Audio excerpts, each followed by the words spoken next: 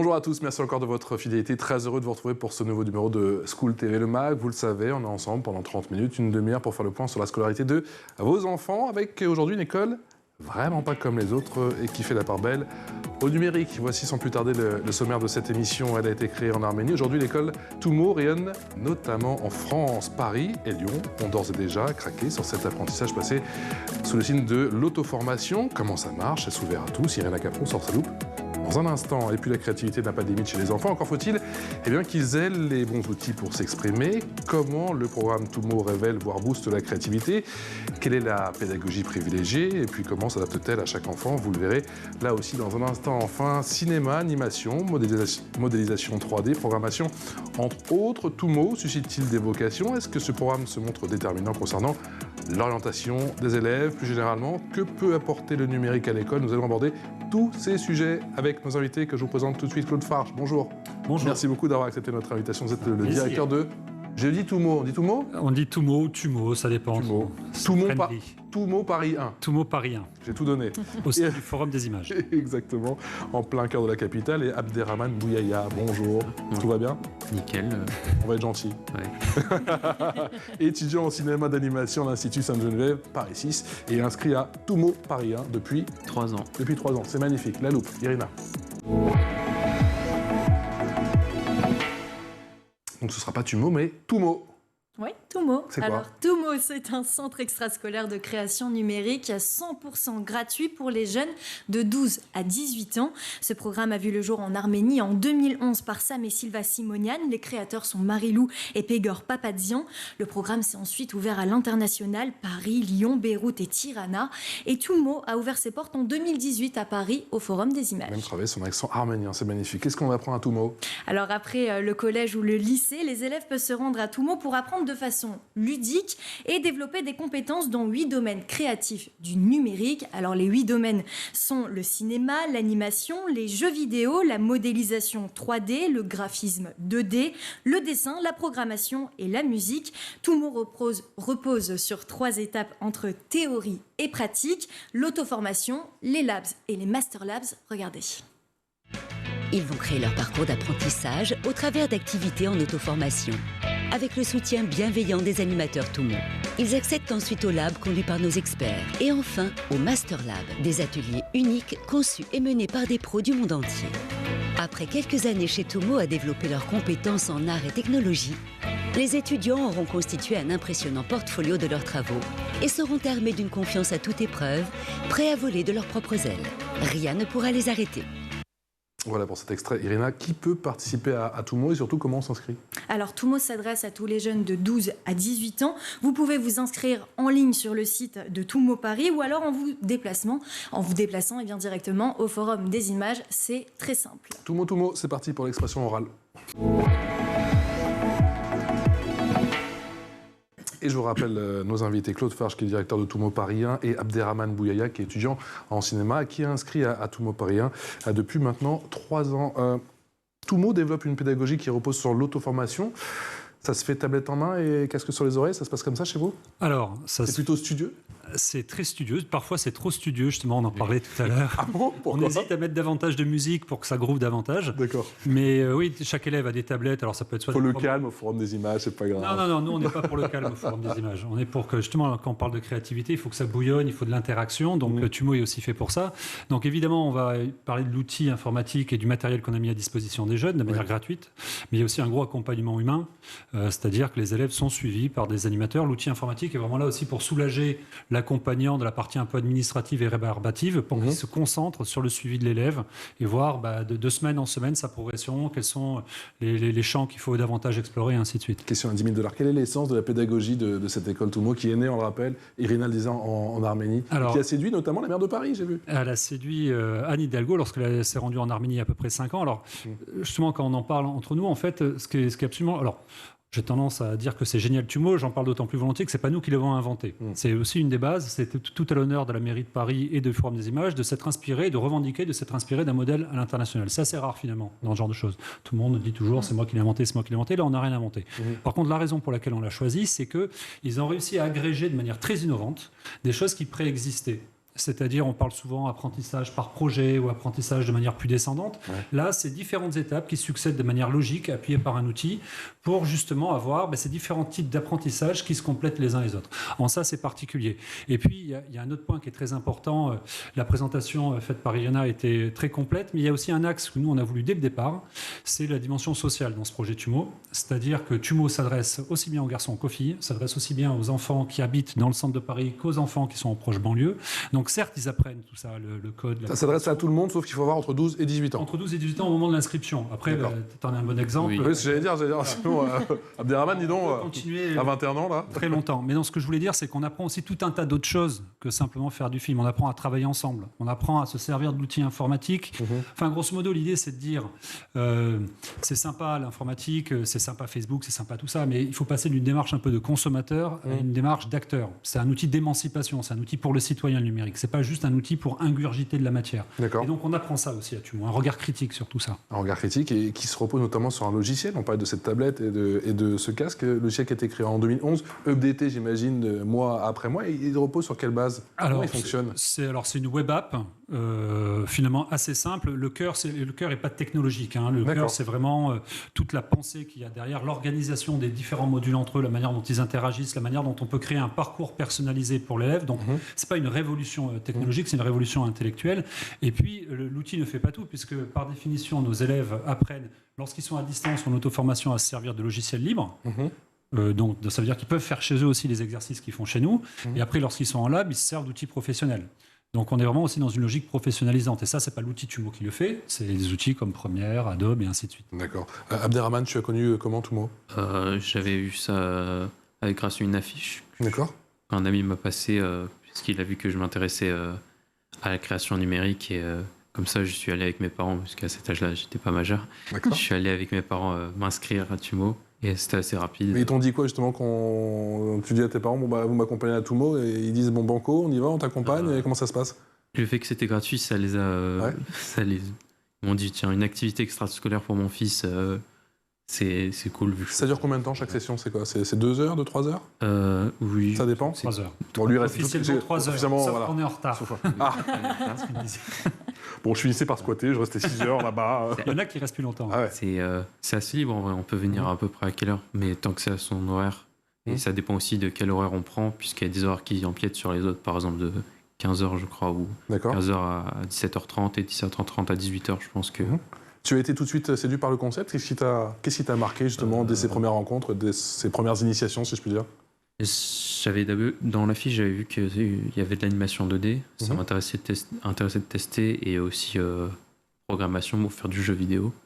Du coup, c'est ce que j'ai fait en premier. D'accord. Mais parmi tous les modules qu'on te propose de faire, faut tous les faire avant de se spécialiser sur 3. Ouais. Du coup, j'ai pu voir une vue globale sur à peu près tous les modules. Je suis passé par le cinéma, j'ai vu la musique, la programmation. Les jeux vidéo, c'est pas les mêmes modules. Du coup, j'ai vu la programmation en détail, du design aussi, et modélisation 3D, des choses que j'ai découvertes. C'est addictif? C'est assez gratifiant. L'interface gratuite et les graphiques. Gratuite. Graphique et gratuite. Et tout à fait. assez agréable à voir. On voit cette petite progression. Et ça te dit en plus, puisque c'est des professionnels qui te valident tes labs, tes parcours. Et on a un petit module fini ou à reprendre. Généralement, quand c'est à reprendre, on est un peu dégoûté, mais on peut pas réussir à chaque fois. Hein. Mais on a un retour, et ça, c'est intéressant d'avoir un retour de professionnel. Du coup, on peut voir fini, et on voit sa petite barre de progression. C'est assez agréable. Claude Farge, comment ils sont encadrés justement? Comment ça se passe? On a dit que c'était très calme, voire des fois. Ils sont très calmes, donc on a des animateurs qui sont là. Qui mettent l'ambiance. Qui mettent l'ambiance. Le pire, c'est que c'est vrai. Des fois, ils mettent des casques de Star Wars et tout. Oui. Donc, non, il se passe de ces choses au forum des images. On ne nous dit pas tout. Justement, un vrai contexte collaboratif. Donc, il y a ces animateurs qui sont là pendant le temps de l'auto-formation. Et puis, lorsqu'on passe en lab, donc l'apprentissage par le faire, autour d'un vrai projet, Là, on a des experts, donc des gens qui sont un peu plus évidemment spécialisés dans tel ou tel domaine. Petite précision aussi, donc TUMO s'appelle une école, mais c'est pas une école diplômante. Par contre, les élèves, on leur valide finalement leurs acquis. Ils ont une page web sur laquelle tout leur parcours que décrit Abderrahmane est dit, et surtout toutes les productions qu'ils ont faites sont sur leur site web. Donc c'est déjà arrivé que des élèves postulent soit une école, soit un stage, en montrant, et nous on certifie le fait que c'est bien eux qui les fait. Comme un portfolio en fait. C'est exactement, c'est un portfolio. On met à leur disposition un portfolio en ligne. Non, je voulais rebondir, si vous me permettez, sur ce que tu disais. C'est comment est née l'idée de TUMO, en fait, de manière pédagogique. En fait, les deux initiateurs de l'idée, Marilou et Pégor Papazian, avaient des enfants. Ils étaient à Los Angeles à l'époque et ils en avaient marre que leurs enfants, 3 ans après avoir arrêté Pokémon, se rappellent encore du nom des monstres. Lui, je crois qu'il était informaticien, si je me souviens bien, et elle, spécialiste notamment en pédagogie. Quoi. Ouais. Et en fait, ils se sont dit, comment ça se fait que donc, les Pokémon, on se rappelle encore de leur nom alors qu'on arrête d'y jouer, on s'en fiche, alors que le cours d'histoire de la semaine dernière, ils ont déjà oublié. Et en fait, le principe, c'est pas de dire, comme souvent on peut l'entendre à l'école, c'est trop compliqué, donc les élèves décrochent. Non, au contraire, c'est partir un peu des mêmes mécaniques que le jeu vidéo, en disant c'est parce que c'est pas assez gratifiant, c'est exactement le terme que tu as utilisé qui est le bon. Et donc, c'est gamifier finalement l'expérience d'apprentissage, donner des rewards et ainsi de suite, et montrer, valoriser l'élève qui progresse, lui dire que quand il a échoué, c'est pas grave, il peut recommencer. Et donc, il y a une notion d'échec, mais il y a une notion aussi de bienveillance et d'accompagnement de l'élève. On l'a dit ou pas, c'est gratuit ? C'est gratuit. C'est gratuit. Pas de test, ni de sélection, non, ni de notes. Bref, pas de compétition. Pourquoi c'était important justement dans ce concept ? C'est un peu central dans le concept, parce que alors là, pour ceux qui, comme moi, sont passés soit par des écoles d'art ou ont bossé dans ce métier-là, on sait très bien que c'est pas forcément ceux qui réussissent le mieux à l'école qui seront les plus efficaces ou les plus créatifs en école. Et puis on sait que ces métiers, c'est extrêmement dur d'y réussir tout seul. Donc de dire un tel est meilleur que tel autre, ça n'a pas totalement de sens, notamment dans les projets collaboratifs. Donc c'est vraiment au cœur de la pédagogie, on est assez proche de Montessori, ce genre de choses, où on valorise. Donc c'est un peu le Montessori du numérique alors. Exactement, d'accord. C'est assez proche. Question d'Irina. Justement, Abderrahmane, vous êtes étudiant en cinéma d'animation. Est-ce que pour entrer dans cette école, vous avez montré votre portfolio que vous avez fait à TUMO, ou est-ce que ça vous a aidé à intégrer cette école ? Alors oui. Oui. Je faisais aussi des choses en extérieur en utilisant l'exercice que j'ai appris à TUMO. Je faisais des exercices chez moi, j'essayais de compléter pour des choses personnelles, mais j'utilisais aussi les animations que j'ai fait à TUMO pour remplir mon portfolio. Du coup, c'est un double bénéfice, puisque maintenant que j'ai réussi à rentrer dans mon école, heureusement, et j'ai beaucoup d'avance, du coup, maintenant. Par rapport aux autres élèves ? Oui, vu que je me suis mis assez tôt à l'animation, du coup, ça donne un vrai bénéfice. Ça tombe bien, on cherche quelqu'un ici qui est doué en je peux rajouter. Bien sûr. Pardon, oui. Enfin, non, il y a aussi une particularité dans TUMO, c'est que, je vous le disais, c'est accolé au Forum des images. Donc le Forum des images est une institution par ailleurs qui programme. Donc il y a 2/3 de l'activité, c'est aussi beaucoup de choses liées au cinéma d'animation, mais pas que. Donc par exemple, lorsqu'on invite des stars internationales comme Laurent Durieux, qui est un des plus grands affichistes au monde, auquel Spielberg ou Coppola commandent des affiches, on le fait venir, il fait une masterclass pour nos publics habituels et les publics de TUMO, mais aussi il rencontre les élèves de TUMO, il fait des analyses critiques de leur book. Cette valeur ajoutée est hallucinante. Il faut bien voir, il y a TUMO, il y a tout le reste aussi que peut offrir le Forum des images. Et Spielberg, il a dit quoi, Abderrahmane, dans ton travail? Parce que maintenant, j'ai hâte de savoir maintenant. Ça fait bizarre de voir quelqu'un aussi connu à côté parler à des étudiants comme nous. Je suis énormément chanceux. Incroyable. Et il a quand même taillé mon affiche. mais ça a pris mais c'est toujours constructif. C'est toujours fait, effectivement. Il a été constructif avec tout le monde qui est passé, leur a donné plein de conseils, c'est génial. Tu m'as dit qu'il y avait 3 spécialisations. Comment s'établit le parcours créatif justement avec l'application? Nous, on a 8 activités. En Amanis, on a davantage. Nous, on s'est vraiment centré sur ceux qui sont liés à l'animation et au cinéma. Alors, Abderrahmane le disait, on arrive et en fait, on est obligé de tester les 8. C'est-à-dire, en fait, il ne faut pas se leurrer. 75% des enfants, et je pense notamment aux garçons qui viennent, veulent faire du jeu vidéo. Du jeu vidéo. Bon, mais non. OK, tu veux faire du jeu vidéo, d'abord, explore le reste. Et ça arrive très fréquemment que quelqu'un qui venait pour le jeu vidéo se rende compte que c'est la musique à l'image qui l'intéresse. Une fois qu'on a testé les 8, on en choisit 3. On n'en choisit pas une. On n'en choisit pas 2. On en choisit 3. Et on est obligé de progresser sur chacune des 3. Après, on n'est pas corseté. Et si au bout de quelques semaines, on se rend compte qu'on peut en permanence changer son choix. Et c'est là où l'outil intervient. Mais il faut toujours en garder 3. Il faut toujours en garder 3. Mais là où l'outil est vraiment malin, c'est qu'on appuie sur un bouton, on dit j'aimais cinéma, maintenant j'aime jeux vidéo. L'outil recalcule tout le parcours pédagogique sur 3 ans, avec les labs, les niveaux d'auto-formation et ainsi de suite. Donc là, il y a une vraie intelligence dans cet outil-là. Qui s'adapte, si j'ai bien compris, à chaque enfant. À chaque enfant. Chaque enfant, à chaque profil. Quelle est la place du jeu justement dans l'apprentissage à TUMO? Du jeu vidéo ou de l'apprentissage par le côté ludique. Tu vas le côté répondre. ludique. Toi qui l'as fait, c'est pas moi. hein. Par rapport aux animateurs qui mettent beaucoup d'envie. Alors, par rapport surtout au logiciel, par rapport à l'application. À l'application, je dirais l'interface graphique est très claire. Je pense qu'en plus, même quand tu es jeune, tu peux comprendre facilement. Les modules sont séparés par des couleurs assez claires. Le parcours aussi, il est indiqué clairement. Et aussi la manière dont... Peut-être que quand tu es jeune, tu comprends, et quand tu es vieux, tu comprends moins. Je vais les tester, je vais voir ça. Mais par exemple, rien que la manière dont les cours sont écrits, quand on s'intéresse à un module par exemple, c'est assez clair. Je dirais c'est même expliqué de manière ludique, comme si on expliquait un peu à un enfant, mais ça reste quand même clair. La créativité, ça s'apprend? Ça se développe. Parce que j'entends toujours dire la créativité c'est inné, ou t'es créatif ou t'es pas créable. Je ne crois pas du tout. Alors là, je pense que l'être humain par définition est créatif, plus ou moins à des degrés divers, et vraiment ça se développe, ça se cultive avec l'autre. C'est-à-dire c'est pour ça que le cœur de la pédagogie qui est de rencontrer l'autre, bosser avec l'autre est super important. Je ne connais pas par contre de grands créatifs. Moi, je viens du jeu vidéo qui bosse tout seul dans sa cave avec un génie. Et il faut avoir juste les bons outils pour exprimer justement cette Il faut avoir les bons outils, oui, il faut avoir les bons outils, les bons accompagnants, les bons profs. Il faut avoir tout un tas de conditions matérielles, parce que par exemple, là, effectivement, grâce à la mairie de Paris, on a pu investir dans du matériel. C'est pas quelque chose, c'est gratuit, mais c'est pas donné. Parce que mine de rien, c'est gratuit, mais c'est aussi l'argent des Parisiens qui financent l'école Tumo. Donc on a voulu vraiment avoir du matériel de bonne facture. Voilà. Et il y a combien d'élèves au final? Alors, par an, vous voyez passer combien d'élèves? Et j'imagine que les places sont limitées. Les places sont limitées. Alors, il n'y a pas de début et de fin à Tumo. C'est-à-dire qu'un élève qui quitte en courant d'année peut être remplacé par un autre. Donc, c'est une pédagogie circulaire. On est en moyenne à 1200 élèves à peu près à un instant T qui viennent une fois par semaine. Donc, c'est l'équivalent d'un conservatoire comme il peut y en avoir en musique. Donc, c'est assez considérable. Et si on fait la somme de tous ceux qui sont venus soit dans le Tumo tel qu'on vient de l'écrire, soit des formats plus courts, on est quasiment sur bientôt 4 ans à 10 000 élèves qui sont passés par Tumo. On l'a vu, Tumo suscite des vocations. Vous avez beaucoup d'élèves qui repartent avec une idée claire, et on fait beaucoup d'émissions ici sur l'orientation avec une idée claire de ce qu'ils veulent faire plus tard. Alors, on Vous manque... avez des retours d'expérience? On a des retours, comme celui d'Abderrahmane, mais justement tout à l'heure on s'en parlait, on manque un petit peu d'outils pour juger de ça. On a beaucoup de témoignages qui nous arrivent, évidemment, de parents ou d'enfants qui disent à quel point c'est formidable, mais on n'a pas forcément d'analyse quantitative et qualitative. Et c'est un des sujets qu'on va travailler notamment avec des partenaires comme Salesforce avec qui on travaille en ce moment. C'est un des enjeux, c'est de mieux justement assurer le suivi de ces élèves-là. On a des outils d'orientation, on a une centaine d'élèves qu'on accompagne plusieurs fois dans l'année pour justement affiner leur projet professionnel.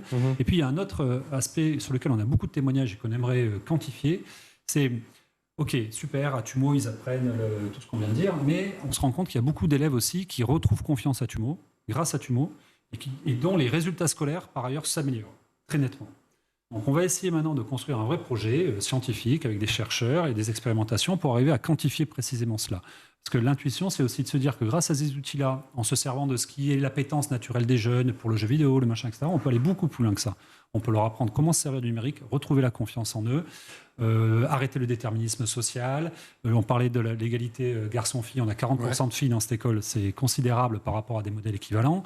Aussi, le numérique pour les filles, il n'y a pas de problème. Vous avez au moins autant à raconter que les garçons. Donc voilà, on va essayer de quantifier finalement ce qui est très impalpable pour l'instant, mais c'est un de nos enjeux. On reparle de Salesforce, effectivement, la MEC ou les rois des CRM dans un instant, parce que je crois que vous avez développé une initiative avec bon nombre de collèges en Ile-de-France. Mais Claude Farge, je parlais de l'intuition. Toi, tu as l'impression que grâce à Tumo, tu as pu développer ton intuition? Je pense, oui. Ouais. J'étais déjà plus curieux vu que ça facilite quand on est étudiant Tumo, on a des réductions pour tout ce qui est rencontre avec des animateurs ou des artistes connus. Par exemple, pour aller voir Spielberg, oui. Aussi, il y a eu le studio La Cachette la semaine dernière où Hugo Bienvenu il y a 2 mois, je crois. Et du coup, vu que c'était gratuit parfois ou à prix réduit pour moi, ça m'a donné envie de m'intéresser. J'ai pas regretté, ça a développé ma curiosité de manière significative. Claude Farge. Oui, parce que tu parles des stars. Les témoignages comme celui d'Herman sont précieux, mais aussi on a des témoignages très curieux. Justement, quand on invite des stars type Oliver Stone ou d'autres qui arrivent et quand on leur parle de Tumo, ils disent « J'aurais rêvé que ça existe à mon époque. Wow, bah oui. » Le nombre d'années perdues pour des gens qui n'étaient pas forcément des fils d'eux ou de machin, juste pour prendre confiance en soi, se dire c'est pas un truc d'extraterrestre, mais c'est atteignable. Voilà le chemin pour y parvenir, c'est inestimable. Et ça, Tumo le permet, clairement. Ça, tu me le permets, et le permet à Paris, mais également à Lyon depuis peu. Vous travaillez de concert avec eux ou Alors, on travaille de concert, c'est géré par la région de Lyon et pas la nôtre. On a un projet aussi en cours à Lyon. En fait, c'est en train de s'étendre un petit peu partout, worldwide, comme on dit. Nous, on est un peu, on est la première déclinaison internationale et à ce titre, on a une relation un peu privilégiée avec l'Arménie et on est des facilitateurs de projets. Dans le sens où, et ça, c'est tout à l'honneur aussi de la mairie de Paris, c'était le deal dès le départ. L'argent qu'a pu investir dans la mairie de Paris pour les traductions, par exemple, sont mises gracieusement à disposition d'autres centres qui voudraient s'ouvrir en France. C'est à nous, c'est à nous. On est dans une logique très open source, finalement, même dans le développement du projet en France. Donc, nous, on donne nos chiffres, on donne nos résultats positifs, mais aussi nos échecs. On apprend plus, finalement, en partageant de nos erreurs. Donc, voilà, on est un peu des grands frères bienveillants, et puis c'est surtout eux qui travaillent à développer leur modèle. Il y a des passerelles entre Toumo et des collèges, des lycées? Alors, il y a un projet pilote qu'on mène avec le Villon, qui est un lycée parisien, qui est un projet assez particulier, parce qu'on a la première expérimentation de classe à horaire aménagé dédiée à l'éducation à l'image. Souvent, c'est fait pour la musique, vous en connaissez peut-être des exemples autour de vous. Là, on est la seule expérimentation en France autour de ça. Donc, c'est des élèves. On a un peu tordu le modèle Tumo. C'est-à-dire que là, c'est vraiment une classe qui revient de manière régulière pour suivre une pédagogie liée à Tumo, mais assez spécifique. C'est ça le projet Salesforce? Non, alors le projet Salesforce, c'est encore autre chose. C'est avec 3 autres collèges et lycées, dont un qui se situe... Sinon, vous vous déployez, hein? On se déploie, mais on bosse avec tous les rectorats, en fait. Il faut savoir que donc, c'est, je pense l'avoir dit déjà à plusieurs reprises, donc c'est vraiment avec la mairie de Paris, on dépend de la mairie de Paris, voilà. Mais on travaille vraiment main dans la main avec les rectorats. La mairie de Paris, vous êtes ou pas? C'est une excellente question, j'ai failli oublier. donc oui, non, mais on bosse. Non, mais ce qui est intéressant dans ce projet-là, c'est la mairie de Paris, par exemple, on aurait pu dire c'est la mairie de Paris, donc c'est limité aux seuls Parisiens intramuros. Non, les gens de proche banlieue, il y a un tiers des élèves qui viennent de proche banlieue. C'est ouvert à tous, c'est vraiment la base du projet, c'est d'être œcuménique. Et c'est pareil, les gens du rectorat ou les ministères ont vraiment vocation à bosser avec nous. C'est une vraie expérimentation qu'on a lancée à Paris. C'est un pari qui est réussi par certains points et moins réussi par d'autres. En tout cas, voilà. Et on a envie d'expérimenter avec les autres parce que l'intuition, c'est que ça peut changer aussi la manière d'approcher l'éducation. Il faut se rendre compte qu'en Arménie, à Erevan, c'est 20% de la classe d'âge qui passe par Tumo. Et c'est une initiative privée. 20%? 20%. Un élève sur 5? En ce moment, à Erevan, il y a 19 000 élèves dans le pôle. Ils sont en train de créer aussi des mini-Tumo un peu partout dans leur pays. Donc j'en parlais l'autre jour avec Robert Guédiguian, le réalisateur, qui est arménien et qui nous aide, avec qui on travaille sur un projet à Marseille. Et on se disait c'est quasiment la première fois de l'histoire de l'humanité où il y a une initiative privée qui change par l'intérieur un pays entier. C'est-à-dire que là, les jeunes Arméniens qui sont passés par Tumo, il n'y en a que 20% qui vont faire, comme toi, de l'animation ou du cinéma. Les 80% autres, ils vont travailler dans la banque, dans la communication, peu importe. Mais leur façon de voir le numérique, la façon de voir le collaboratif, ça n'a rien à voir. Abderrahmane, justement, toi, quelle différence tu voyais entre ton éducation, si je puis dire, chez Tumo et ton éducation classique à l'école? En termes de pédagogie, en termes d'approche? En termes d'approche... C'était le jour et la nuit ou pas? L'école d'animation actuelle, c'est un peu le jour et la nuit, puisque c'est plus professionnel. Même avant ton école d'animation, quand tu étais... Avant, alors oui, c'était totalement... j'avais jamais vu ça avant. On n'avait pas trop d'approche numérique, puisque j'ai fait une première STD2A, du coup, on a appliqué, et le numérique était peu présent. On n'avait pas trop... On a eu un cours de Photoshop, je pense, ou quelques cours de Photoshop dans l'année, mais le numérique était vraiment pas présent. Si tu veux apprendre Photoshop, t'as intérêt à regarder sur Internet et à regarder tous les tutos pour voir comment faire en gros, quoi. D'accord. Donc là, on avait plus une approche sur qu'est-ce qu'on pouvait faire en numérique plutôt que les outils numériques disponibles. Comment gérer un projet aussi en groupe lors des labs, qui était aussi intéressant. Puisque, même si c'était des projets individuels, on se partageait quand même des astuces entre élèves au coin de la table. On vous connaît. On commence à vous connaître. Claude Frère, question peut-être un peu délicate. Dans quelle mesure l'éducation nationale devrait s'inspirer de la pédagogie de Tumo? L'apprentissage par le faire, tout ce qu'on vient de décrire sur Tumo n'est pas propre à Tumo. C'est des choses qui existent par ailleurs. Donc l'éducation nationale s'intéresse déjà beaucoup à ces sujets-là. Voilà, après, on va pas, ça n'a pas de sens. En plus, c'est quand même une école qui est certes gratuite, mais comme je vous le disais, qui revient assez cher, donc on ne peut pas le décliner partout et n'importe comment. Par contre, il y a peut-être une façon de voir. Je pense qu'une des clés, c'est la gamification. C'est ce que on disait un petit peu tout à l'heure. Souvent, quand on entend parler de l'école, c'est trop compliqué, c'est trop ci, c'est trop ça. En fait, vraiment changer la façon de voir et de se dire non. Le but, c'est d'accompagner davantage, de gamifier davantage dans le sens... Le jeu vidéo repose en game design sur la valorisation et la frustration, c'est-à-dire c'est une courbe d'apprentissage par définition un jeu vidéo qui frustre par moments et qui valorise par d'autres. Et vraiment, pour le coup, l'éducation nationale n'est pas forcément toujours conçue comme ça. Et après, il y a quelque chose qui est extrêmement compliqué et qui, à mon avis, structurellement est dur à appliquer au niveau national dans l'éducation nationale, c'est la temporalité. C'est que je disais tout à l'heure, Tumo n'a pas de début, n'a pas de fin. Il y a un échec, certes, mais on peut retenter 10 fois si on le souhaite l'exercice. Je vois difficilement comment, à moins d'être dans un principe de classe inversée, dont on parle beaucoup aussi, pouvoir décliner ça au niveau d'un étudiant lorsqu'on gère un collectif de 30 ou 40 élèves, comment donner à chacun son propre rythme, à moins qu'il y ait une partie qui se fasse à l'école de manière un texto, vous avez rendez-vous avec Jean-Michel Blanquer. Je vais devoir en parler à la mairie de Paris. Oui, je crois qu'on n'en a pas parlé. L'info en plus avec Irina.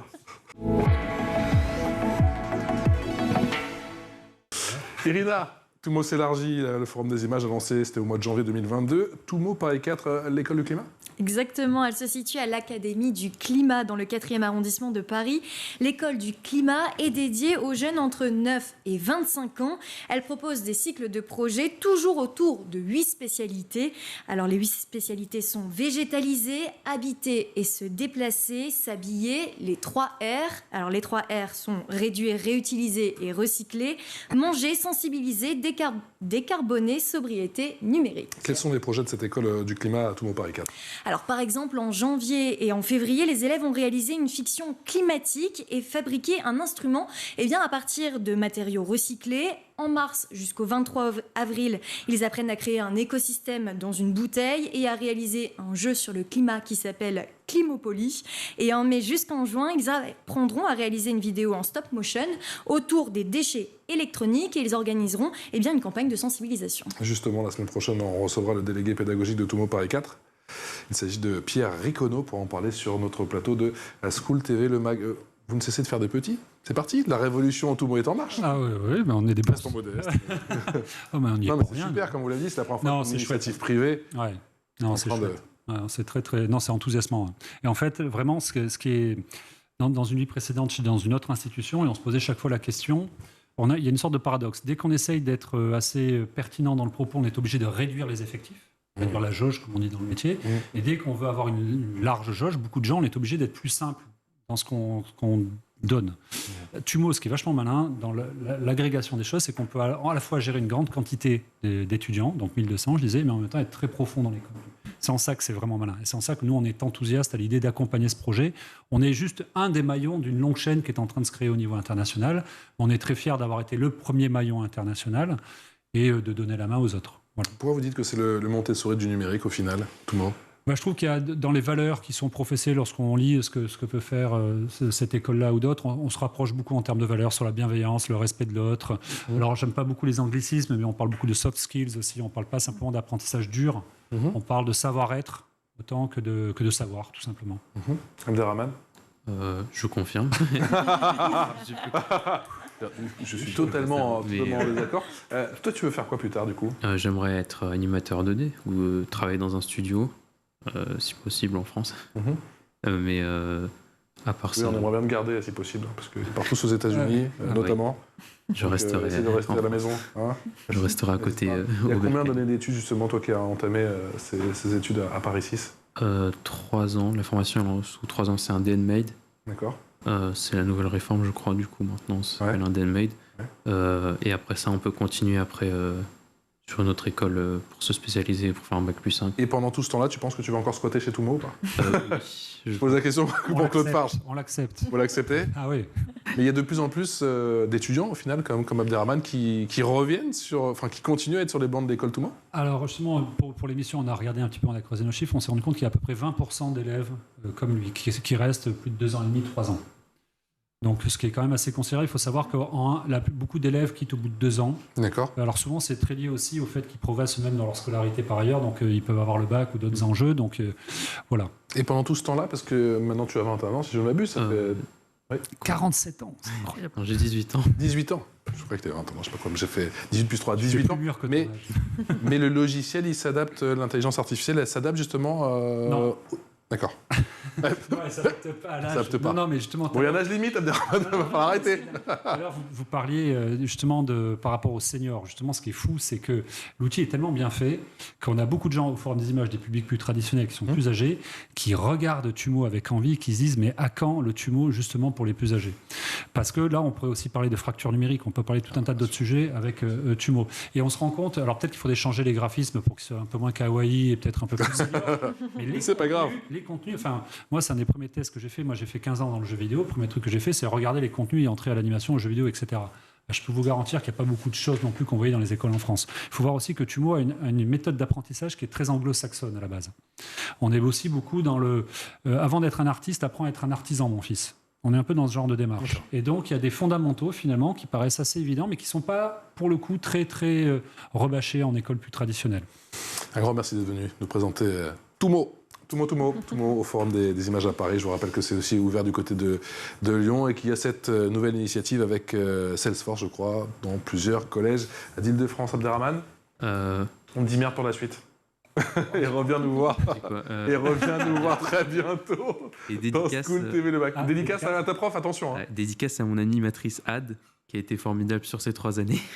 Bien suivi. Ouh là là, il a eu chaud. Il a failli oublier. Un grand merci à tous les trois. Irina, on se revoit très vite pour un nouveau numéro de School TV Le Mac sur School TV. Beaucoup. Excellente journée.